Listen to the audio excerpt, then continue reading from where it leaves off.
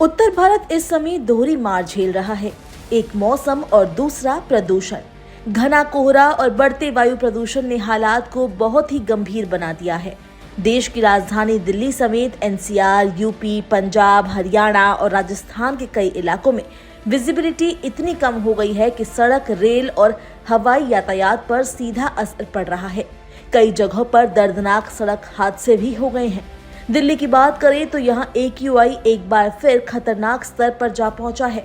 रविवार को राजधानी का AQI 470 के आसपास दर्ज किया गया, जो सीवियर श्रेणी में आता है। सुबह और शाम के वक्त आसमान में धुंध और स्मोक की मोटी परत छाई रही, जिससे लोगों को काफी दिक्कतों का सामना करना पड़ा, जैसे आंखों में जलन, गले में खराश और सांस लेने में तकलीफ। हालात इतने खराब हैं कि खुले में निकलना भी स्वास्थ्य के लिए जोखिम भरा हो गया है।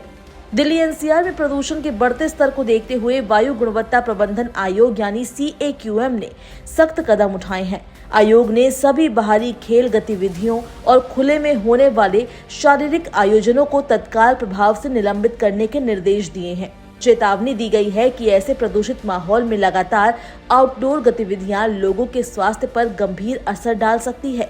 इसके अलावा ग्रेड 4 यानी ग्रेडेड रिस्पांस एक्शन प्लान का चौथा चरण भी लागू कर दिया गया है, जिसके तहत निर्माण कार्यों पर रोक, पुराने डीजल वाहनों की एंट्री पर प्रतिबंध और स्कूलों को हाइब्रिड मोड में चलाने जैसे फैसले लिए गए हैं। कक्षा 9 से 11वीं तक के छात्रों के लिए ये व्यवस्था लागू की गई है। केंद्रीय प्रदूषण नियंत्रण बोर्ड यानी CPCB के आंकड़ों के मुताबिक दिल्ली के कई प्रमुख इलाकों में AQI बेहद खराब स्तर पर पहुंच चुका है। बाराखंबा रोड पर AQI 474, पंडित पंत मार्ग पर 417 और सरदार पटेल मार्ग पर 483 दर्ज किया गया है। इन इलाकों में स्मोग इतना घना है कि इमारतें और वाहन धुंध में लिपटे नजर आए हैं। कम हवाओं की रफ्तार और ठंड के कारण प्रदूषक वातावरण में फंस गए हैं, जिससे हालात और बिगड़ गए हैं। मौसम विभाग का कहना है कि उत्तर भारत में सर्दी अब पूरी तरह से असर दिखाने लगी है। अगले 2 दिनों तक दिल्ली, पंजाब, हरियाणा, चंडीगढ़, पूर्वी उत्तर प्रदेश और उत्तर पूर्वी मध्य प्रदेश में घने कोहरे की संभावना बनी रहेगी। पश्चिमी विक्षोभ के सक्रिय होने से 17 दिसंबर के बाद पश्चिमी हिमालयी क्षेत्रों, जम्मू कश्मीर, लद्दाख, हिमाचल प्रदेश और उत्तराखंड में हल्की बारिश और ऊंचाई वाले इलाकों में बर्फबारी हो सकती है। कोहरे की वजह से सड़क हादसे की संख्या भी तेजी से बढ़ रही है। अकेले उत्तर प्रदेश में 30 से ज्यादा वाहन आपस में टकरा गए हैं, जिनमें कई लोग घायल हुए और कुछ की मौत हुई। दिल्ली मेरठ एक्सप्रेसवे और ईस्टर्न पेरिफेरल एक्सप्रेसवे पर भी कोहरे के कारण कई वाहन टकरा गए। राजस्थान में भी कोहरे का असर साफ देखने को मिला। भरतपुर, चित्तौड़गढ़ और दौसा जैसे जिलों में वाहन दुर्घटनाएं हुई, जिनमें कई लोग घायल हुए। हवाई यातायात भी इससे अछूता नहीं रहा।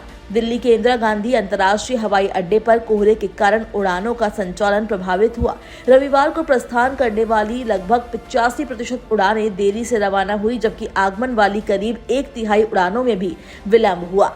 कुल मिलाकर फॉग और स्मोक का ये दौर उत्तर भारत के लिए गंभीर चेतावनी है। विशेषज्ञों का कहना है कि जब तक मौसम में बदलाव और तेज हवाएं नहीं चलती, तब तक हालात में सुधार की उम्मीद कम है। ऐसे में लोगों को सावधानी बरतने, अनावश्यक बाहर निकलने से बचने और स्वास्थ्य संबंधी दिशा निर्देशों का पालन करने की जरूरत है।